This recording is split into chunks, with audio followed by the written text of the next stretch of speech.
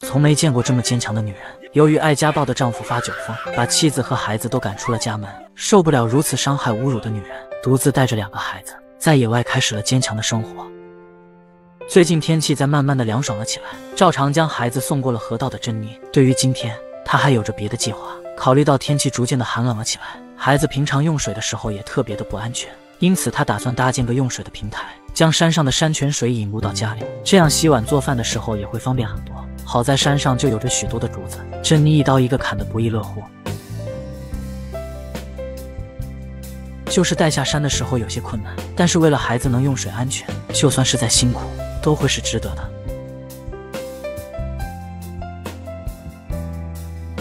珍妮打算把平台延伸在河岸上，这样就能解决排水的问题了。将粗大的竹子插入河地面，来充当平台的主力支撑，随后将竹子横加在主力梁上，这样就完成了平台的框架结构。家里没有了男人帮助的珍妮，现在什么都要靠自己的双手，才能把日子越过越好。把锯好的竹子平整地铺设在框架上，这样就搭建好了平台的地面。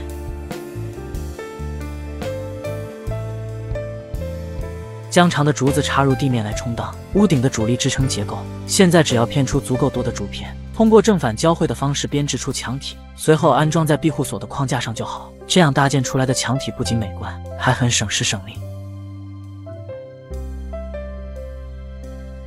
珍妮经过了这一段时间的经历，从被家暴男赶出家门，到现在自己一个人操持着2个孩子，把一切都打理得井井有条，证明了当初从家里出来的决定是正确的。孩子也在健康快乐的成长，完全的摆脱了家暴男留下的阴影。2个孩子放学了也加入了其中，虽然自己帮不上什么大忙，但是也不愿意看着母亲一个人辛苦，真的是懂事的令人心疼。本该是无忧无虑玩耍的年纪，却要承受着不是这个年纪的压力。随后珍妮去山上找到水源的位置，将竹子的竹节进行打通，这样水就能通过竹子往下流了。现在只要一根竹子一根竹子的连接，就能顺利的把水引到平台了。珍妮真的是太聪明了，这样孩子安全用水的问题就能解决了，自己做家务也方便了很多。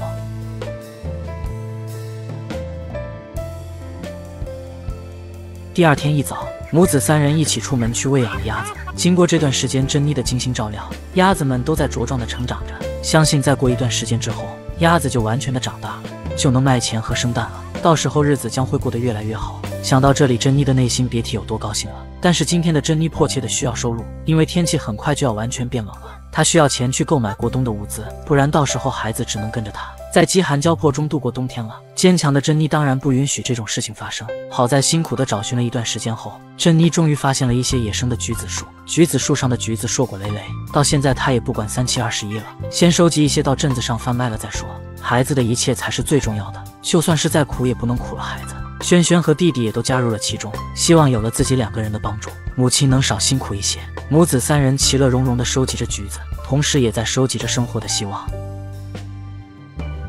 经过了2个小时的辛苦付出，野生的橘子也收获了满满一筐。心满意足的珍妮背上竹篓，带上2个孩子往镇子上赶去。虽然路程还有2个小时才能到，而且还背着沉重的一筐橘子，但是一想到能有些收入补贴家用，珍妮不由得加快了脚步。母子3人找到一处还不错的地段，就开始摆起了摊位来。虽然野生的橘子卖相不是很好，但是由于是在野外生长的，没有农药之类的化学物质，纯野外生长的绿色食物，很受当地人的喜爱，生意也比想象中的要好很多。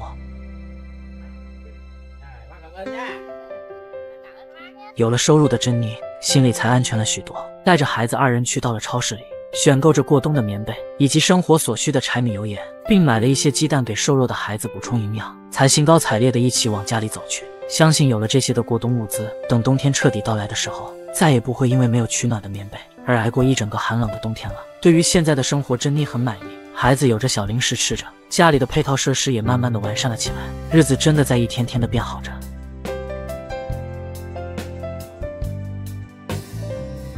今天天一亮，珍妮带着2个孩子洗漱完，并嘱咐好轩轩照顾好弟弟，背上竹篓就急匆匆的出门劳作了。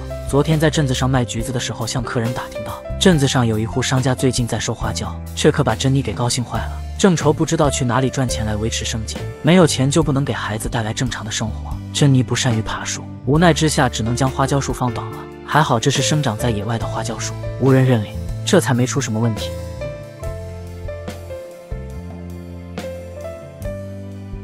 现在就能很轻易地收集到花椒了。一想到这是今天唯一的收入来源，珍妮收集的异常卖力，一切都是为了给孩子带去更好的生活。母爱从来都是最伟大、最无私的。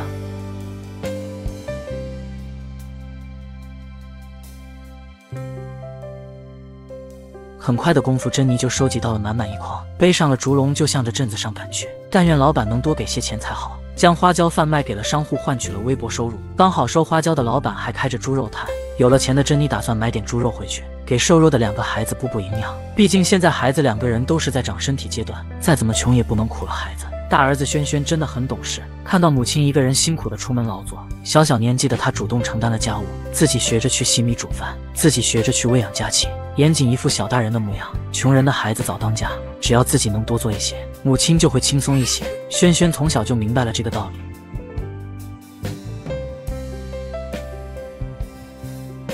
看到外出劳作回来的母亲，2兄弟别提有多高兴了。一家人其乐融融的画面太令人感动了。吃过午饭后，母子3人动手把防水布装上，因为现在天气昼夜温差太大了，在这个四处漏风的房子里，一不小心就会有感冒发烧的风险。第2天一早，小儿子圆圆躺在床上，好像有点不对劲。昨天千防万防，结果还是生病了。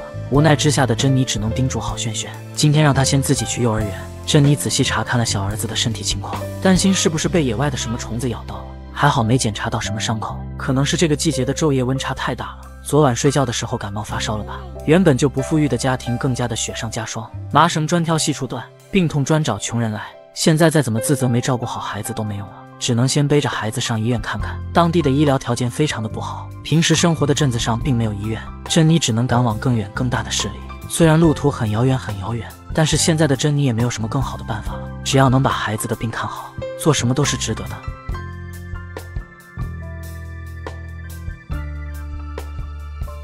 好在这世界上还是有很多善良的人。一位有爱心的男士看着如此辛苦的珍妮，愿意无偿地送她去医院，真的是不幸中的万幸。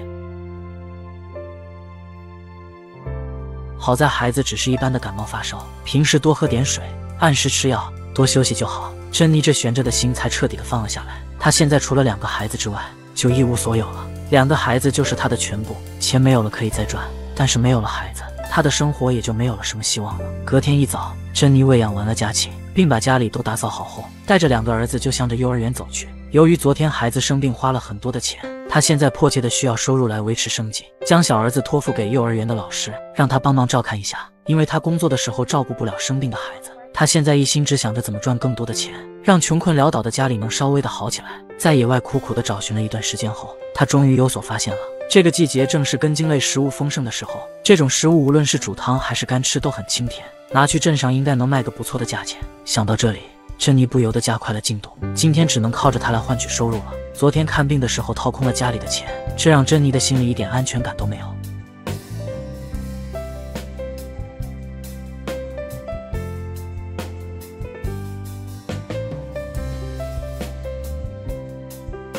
经过了好几个小时的努力挖掘，珍妮终于装满了一竹筐。为了不被别人发现，只能赶紧先走，要不然到时候被人看到就说不清楚了。忙活了一天，饭都没来得及吃的珍妮就迫不及待地往镇子上赶去。找到一处人流量还不错的位置，就摆起了摊位来。由于是刚从地上采集起来的，加上食物本身的来源不用什么成本，珍妮就把价格卖得很低廉，只为了能换取一些微薄的收入。经过了漫长的好几个小时，终于还是把东西都消除掉了。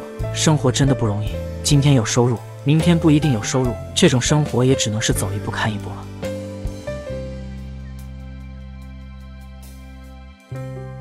不过鸭子因为精心照料的原因，每一个都长得还不错。后院里种植的蔬菜长势也很好，这算是给珍妮心里带来了一丝的慰藉。希望以后的日子也能像蔬菜一般，越长越好，也能越来越好吧。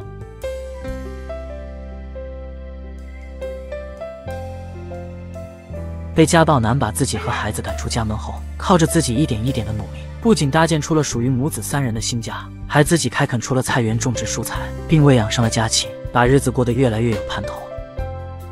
今天的珍妮不打算外出劳务了。前几天背着小儿子徒步4个小时去市里看病，把自己吓得够呛。还好一切都只是虚惊一场，所以他今天打算在家里歇一天，顺便把家里的菜园好好的打理一下。后院当初种植的蔬菜也长起来了，为了防止被家禽进行破坏，珍妮打算把菜园子给围起来，毕竟还要靠着他卖钱去改善家里的生活，这事情可一点都不能马虎。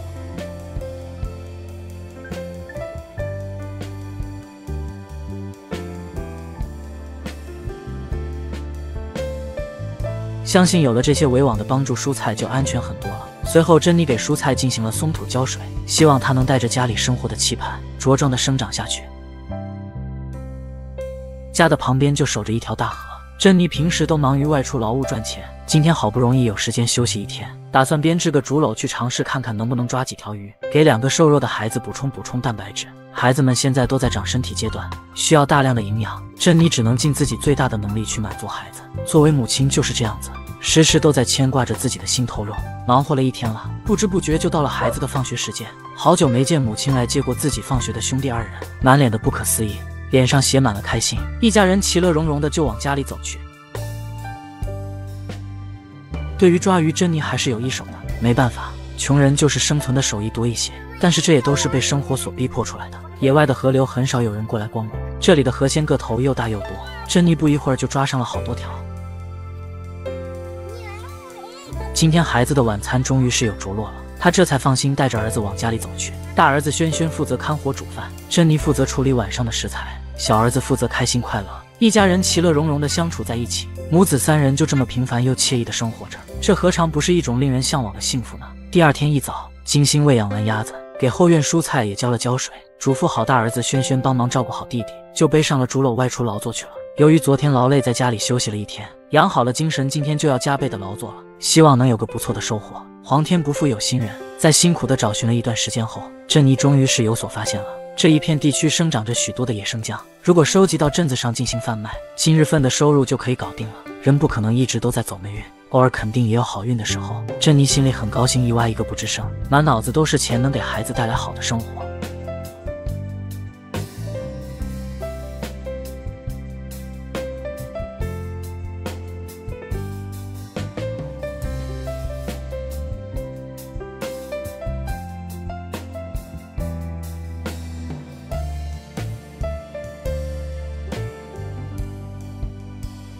收集了满满一筐的珍妮这才放心离开，再多自己也背不上去镇上了，毕竟镇上离这里还有着2个小时的路程。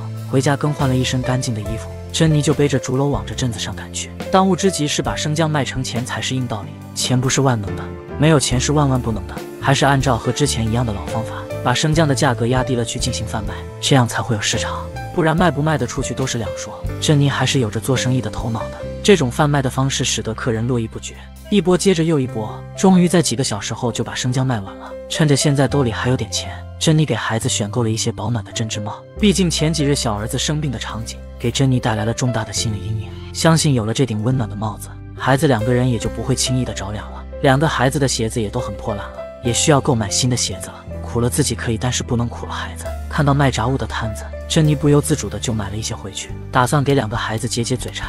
母爱真的是太伟大了，无时不刻都在牵挂着自己的孩子，能把自己最好的一切都给他们，只要他们茁壮健康的成长下去就好了。现在的日子对珍妮来说已经很满足了。被家暴男扫地出门之后，从一开始的一无所有，到现在经过自己的努力有了新家，有了自己开垦出来的菜园子，喂养的鸭子也越来越大，孩子2个人也在健康的长大着，生活真的越来越有盼头，也越过越好了。一大早，珍妮带着2个孩子在打扫卫生。虽然目前家里比较简陋，没什么多余的家具，但是爱干净的习惯还是要保持的。照常精心照料着家禽和后院种植的蔬菜。经过这段时间的松土浇水，蔬菜的长势越来越好，相信再过一段时间就可以去卖钱了。到时候家里也能有点余粮。将2个孩子都安顿好后，珍妮就要外出开始今天的劳作了。没有稳定收入的日子里，只能靠自己辛勤的付出，才能维持得了家庭生计。每一次外出劳务都要跋山涉水好几公里，好在她也已经习惯的不能再习惯了。一想到还有2个孩子需要自己喂养，珍妮一刻都不敢停歇。终于在苦苦的找寻了一段时间后，发现了一片即将枯萎的野生芭蕉树。不知道芭蕉树上结出来的果子有没有什么市场需求。此刻的她也没什么好的办法了，只能死马当活马医了，收集一些到镇子上去碰碰运气。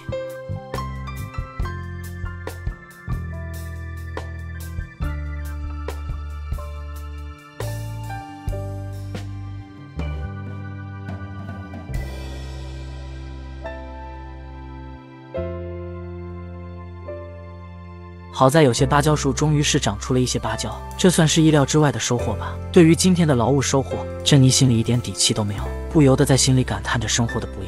于是她找了棵比较嫩的芭蕉树，收集了一点里边的树芯，如果卖不出去的话，就留着当今天的晚餐吧。看到母亲劳作回来的2个孩子，心里很高兴。换了一身干净的衣服，稍微的休息一下之后，珍妮才带着孩子2人往外边赶去。由于今天背的竹篓比以往都重了，太劳累的珍妮已经无力再背去镇子上了，只能找了一处人流量还算不错的路边，就摆起了今天的摊位来，秉着能卖就卖，卖不出去就送的原则，才勉强的把东西半卖半送出去。毕竟微薄的收入也是收入，今天的收入真的太低了，只够买几包泡面，生活真的好不容易，明天再继续加油吧。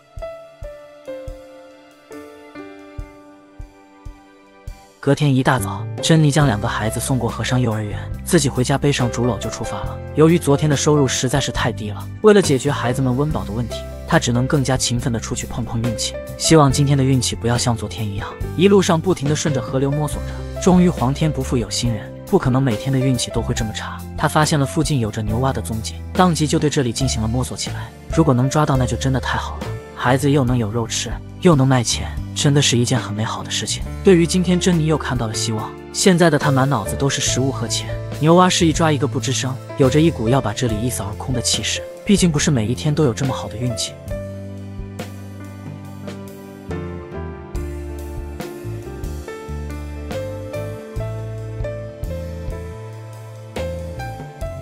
经过了好几个小时的捕捉，直到再也找不到了才肯罢休。真的是运气来了挡都挡不住。路上还找到了野生的香蕉，一部分留在家里给孩子补充营养，一部分带去镇子和香蕉一起贩卖。今天应该是收获满满的一天。想到这里，珍妮兴奋地加快了脚步，急匆匆地就往着镇子上赶去。找到一处还算好的位置，就把摊位支了起来。果然不出珍妮所料，今天捕捉到的牛蛙真的是太好卖了，价钱还很高。不一会儿的功夫，连着香蕉都一扫而空了。有了收入的珍妮这才开心了起来，笑容始终都挂在她的脸上，走起路来止不住的手舞足蹈。要是每一天都能像今天一样，那该多好！这样的话，以后日子都不用再惆怅了。真的是一分钱难死英雄好汉。回到家，2个孩子都还没放学，珍妮自己准备起了今晚的晚餐。相信有了牛蛙给孩子补充蛋白质，营养也能跟上来了不少。只要孩子能健康的茁壮成长，自己付出再多的辛苦都是值得的。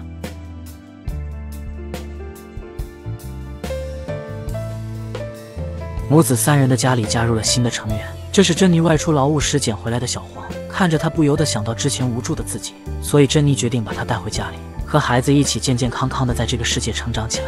后院种植的蔬菜长势也越来越好，一切都在往美好的方向发展着。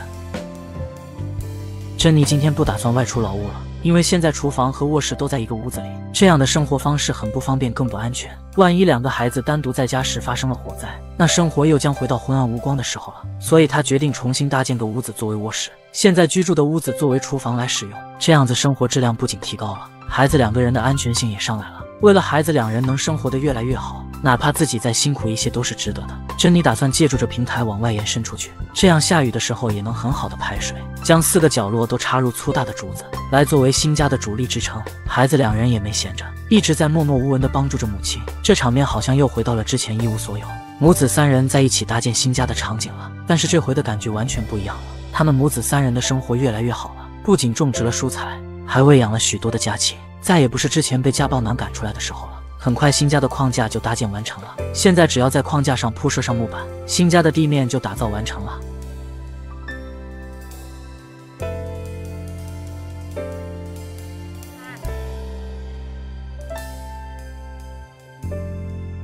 天也快黑了，今天先把屋顶的框架打造出来，明天就可以安装卧室的屋顶了。第2天一早，给2个孩子安顿好早餐后，珍妮就投入到了卧室的搭建中去。昨天已经搭建出屋顶的框架结构了，现在只要在框架上横加上原木进行固定就好。大儿子轩轩已经长大懂事了，一直在尽自己最大的能力帮助着母亲。虽然自己没什么多大的力气，但是只要自己多做一些，母亲就会少一些劳累。这么简单的道理，从轩轩被赶出家门就知道了。母子2人在忙碌着搭建属于自己的新家，这样打造出来的新家才更加的幸福，更加的美好。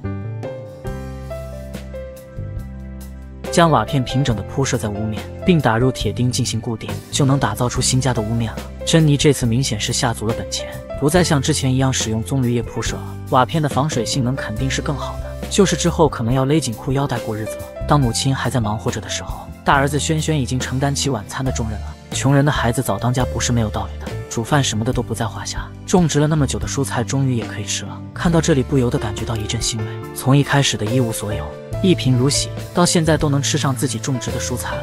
母子3人的日子真的在越过越好。完全多亏了珍妮一直以来的辛苦付出。母爱才是最伟大的，谁说女子不如男？由于这2天都在忙着搭建新家，珍妮没有出去劳务赚钱补贴家用，所以她今天决定给2个孩子补补身体。喂养了这么久的家禽终于也派上了用场，终于实现了又可以卖钱，又能给孩子补充营养了。珍妮当初的豪言壮语，她做到了。好久没吃过肉的兄弟2人别提多爽了，一吃一个不吱声。希望他们母子3人的生活能再上一层楼。隔天早上，将孩子送过河道上幼儿园的珍妮，又投入到新家的搭建之中去。最近当地的雨季已经快到了，她要赶在雨季来临之前住上新家，不然到时候孩子就要被淋成落汤鸡了。还是按照之前一样的老办法，将竹子片出许多的竹片，通过正反交汇的方式编制成墙体，然后固定在新家的框架上就行。虽然这需要花费大量的时间和精力，但是这是目前最快最有效的办法了。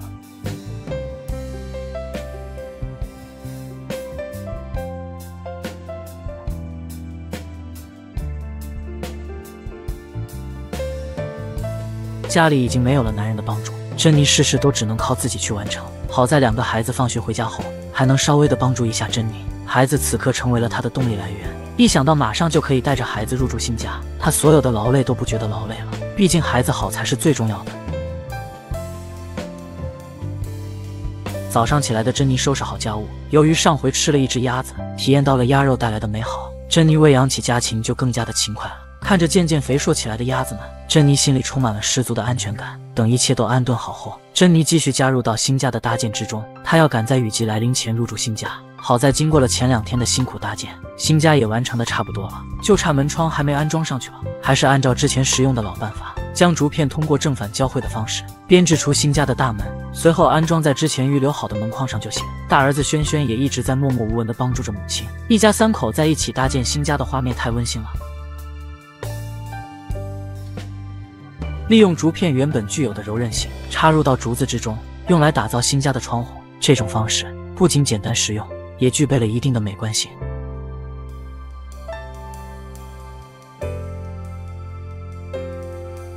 到了这里，忙活了好久的新家终于是搭建出来了，真的是太不容易了。将之前旧卧室的床体进行拆除，随后安装到搭建好的新家里，这样等雨季真正来临的时候，孩子2个人就再也不会淋雨了。一位母亲带着2个孩子搭建新家，这一切真的让人很感动。好在工作不负有心人，结果是美好的。因为是用的竹片搭建出来的墙体，担心漏风导致孩子感冒的珍妮，还在床体的一侧铺设上了防水，这样四处漏风的问题就完美解决了。珍妮的心里时时刻刻都在牵挂着孩子，毕竟现在2个孩子就是她生活的希望。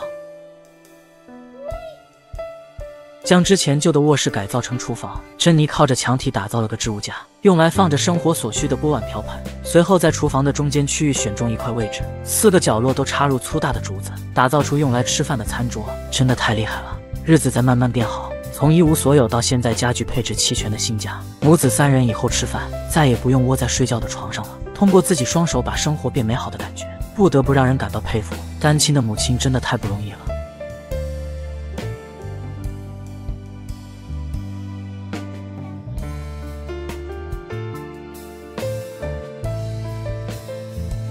只是这几天珍妮都没外出劳务赚钱，只能委屈孩子吃泡面来解决温饱了。第2天一早，雨季也已经彻底的到来了，下了一整晚的雨让地面变得泥泞不堪。好在珍妮有着先见之明，昨晚搭建好的新家一点都没漏雨，母子3人休息得很安心。按照以往的习惯，喂养完家禽，珍妮就护送着孩子去上幼儿园了。雨季的到来使得河水也在拼命的暴涨着。好在之前担心孩子过河安全的他，早早的就搭建出来了桥梁，才让这次的渡河之旅变得轻松不少。珍妮真的是太有先见之明了。回到家的珍妮去后院查看种植的蔬菜有没有被大雨摧毁，好在它们也和珍妮一样足够的顽强，不仅不被摧残，长势也越发的好。珍妮小心翼翼地呵护着它们，毕竟还等着它们完全的成熟，然后去镇子上贩卖换取金钱，用来改善家里艰苦的处境了。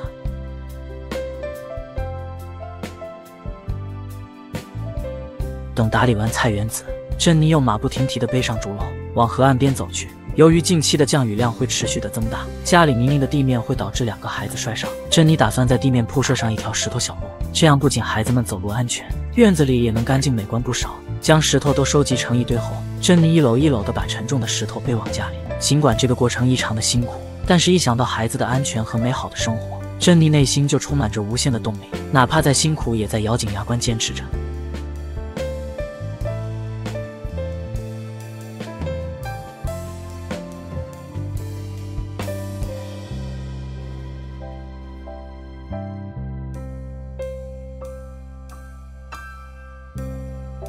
实在太劳累了，就坐下来喝口水歇息一会儿。他先用2根竹子规划出路径，随后将从河流里搬运上来的石头沿着路径开始铺设石头地面。为了保证铺设出来的石头路平整性，还要将凹凸不平的地面进行打磨，这样孩子走在上面才不会崴到脚。珍妮真的是太细心了，每一处细节都为孩子考虑得很到位。尽管需要无数次的进行弯腰，但是为了孩子，为了这个家，都是值得的。母爱有时候就是这么的伟大。石头小路还要连接到卧室的门口，以及连通到用水平台。经过这么处理的小院子，就算是下再大的暴雨都不怕了。看着由自己亲手铺设的石头路面，珍妮心里充满了成就感。但是这还不算铺设完成，还需要在石头的空隙处填满沙石，这样才能保证石头路面的稳定性。